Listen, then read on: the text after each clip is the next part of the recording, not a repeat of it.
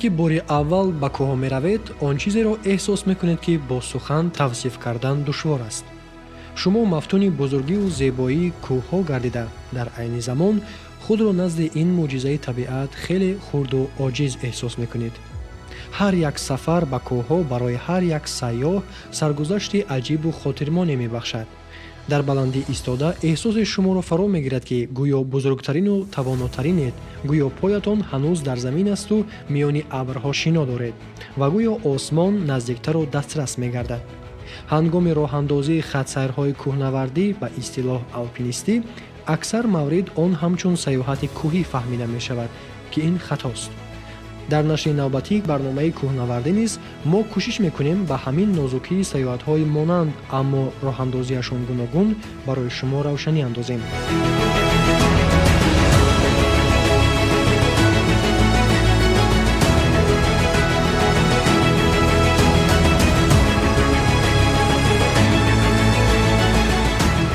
бо сабаби оне ки соҳаи сайёҳӣ рӯзторӯз такмил ёфта дар саросари олам густурда паҳн мегардад, аксари таҷҳизоту техника, лавозимот ва ҳатто навъҳои сайёҳат бо калимаҳои оммавишуда ё худ универсалӣ ном гирифта мешаванд ва бинобар ҳамин ҳам вожаҳои махсуси соҳа каман дар кам тарҷума шуда, он ҳам на ҳама вожаҳои соҳа миёни омма қабул гардида дуруст фаҳмида мешавад.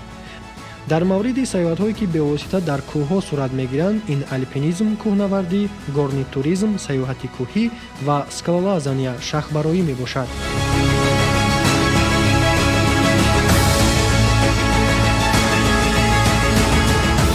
альпинизм яъне кӯҳнавардӣ танҳо баромадан ба қуллаи кӯҳҳоро дар назар дорад ва шахсе ки ба қуллаҳои баландтарини кӯҳҳо мебарояд кӯҳнавард меноманд. барои кӯҳнавардон дараҷаҳои махсуси душворие вуҷуд доранд ки бо фатҳи қуллаҳои душвориашон гуногун аз тарафи Федератсияи байналмилалии варзиши сайёҳӣ ва ё Федератсияи варзиши сайёҳии кишвар ба онҳо супорида мешавад ва бо худ ҳуҷҷати махсус доранд, зеро кӯҳнавардӣ ба намуди саёҳатҳои шадид ё худ экстремалӣ дохил мешавад. аз ин рӯ метавон гуфт ки кӯҳнавардӣ дар баробари хусусияти сайёҳӣ доштан инчунин хусусияти варзишӣ низ дорад. лавозимоти кӯҳнавардон аз саёҳати кӯҳӣ ва шахбароӣ фарқ дорад. аввалан кӯҳнавардон нисбат ба онҳое ки ба саёҳати кӯҳӣ мебароянд ҷуздони нисбатан хурдтар мегиранд ва дар он бештар аз маводи хӯрокадида лавозимоти зарурии кӯҳнавардӣ гирифта мешавад, зеро ҳангоми фатҳи қуллаҳо то хурдтарин ҷузъиёт ба назар гирифта мешавад ва дар шароити ноқулаю хатарноки кӯҳҳо муддати дароз мондан ва зиёд хӯрдан ба дилбеҳузурию бемориҳои кӯҳӣ боис мешавад. кӯҳнавардон ҳатто пеш аз фатҳи қулла дар куҷо таҳти кадом дараҷаи кунҷи нишебӣ дар чӣ қадар баландӣ кадом лавозимотро истифода бояд бурд ба нақша мегиранд. аксар маврид хатсайри кӯҳнавардон аз поёни кӯҳ оғоз ёфта то ба нуқтаи баландтарини кӯҳ идома меёбад, яъне то ба поёни кӯҳ омадан ба хатсайри кӯҳнавардӣ дохил шуда наметавонад. онро саёҳати кӯҳӣ меноманд. ин аст ки барои кӯҳнавардон махсус пойгоҳҳои кӯҳнавардӣ дар поёни кӯҳ фаъолият карда кӯҳнавардонро бо лавозимоти зарурии кӯҳнавардӣ, гурӯҳи наҷотдиҳӣ, хӯрока, роҳбалад, алоқа ва ҷойи хоб таъмин мекунад. дар мавридҳои муайян бошад кӯҳнавардон ҳатто тавассути чархбол ба поёни кӯҳҳое ки рафтан то ба он ҷо душвор ва хатарнок аст омада сипас хатсайрашонро оғоз мекунанд.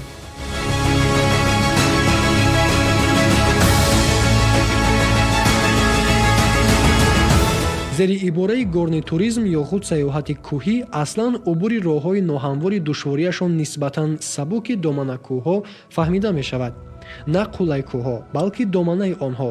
дар ин намуди саёҳат сайёҳон бо худ ҷузвдони бузургтар бо захираи бештари хӯрока, хаймаҳо, курсӣ, гази табиӣ барои пухтани хӯрок ва дигар лавозимоти зарурӣ барои зиндагии чандрӯза дар шароити кӯҳсор мегиранд.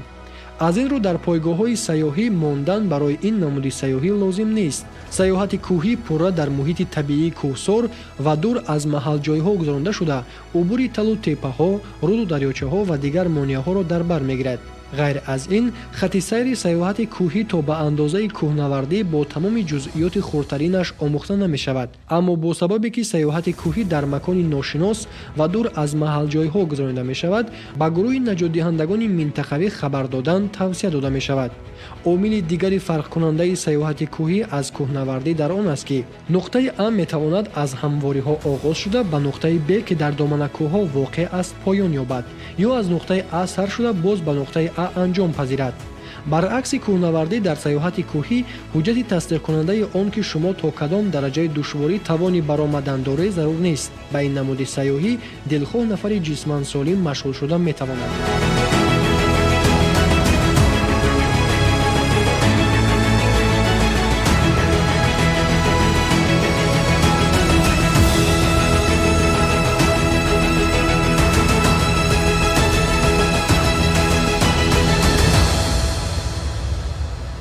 скалолазания шахбароӣ бошад, баъзе ҷузъиёташ ба кӯҳнавардӣ монанд аст.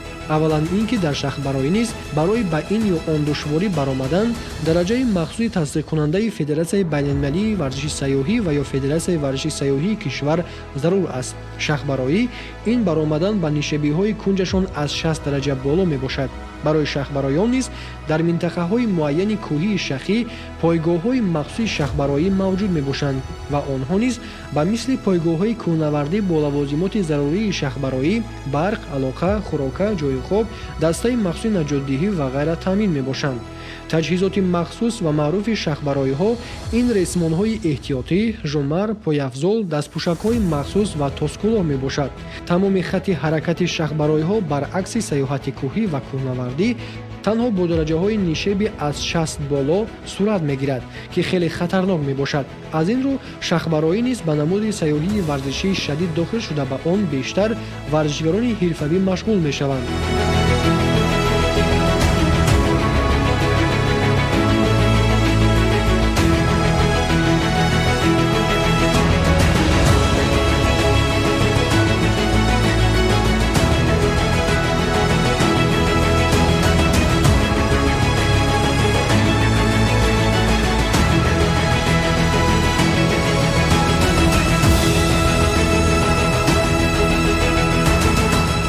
ҳамин тавр умедворем ки шумо бо маълумоти мазкур шинос шуда минбаъд дар фарқи ин намудҳо ба душворӣ рӯбарӯ намешавед. бинандагони азиз, дар барномаи оянда мо ба шумо дар бораи ҷавонтарин кӯҳҳои олам маълумот хоҳем дод. агар ба таърихи кӯҳҳои дунё таваҷҷӯҳ доред, пас нашри навбатии барномаи кӯҳнавардиро аз телевизиони сайёҳӣ ва ҳунарҳои мардумӣ пайгирӣ намоед.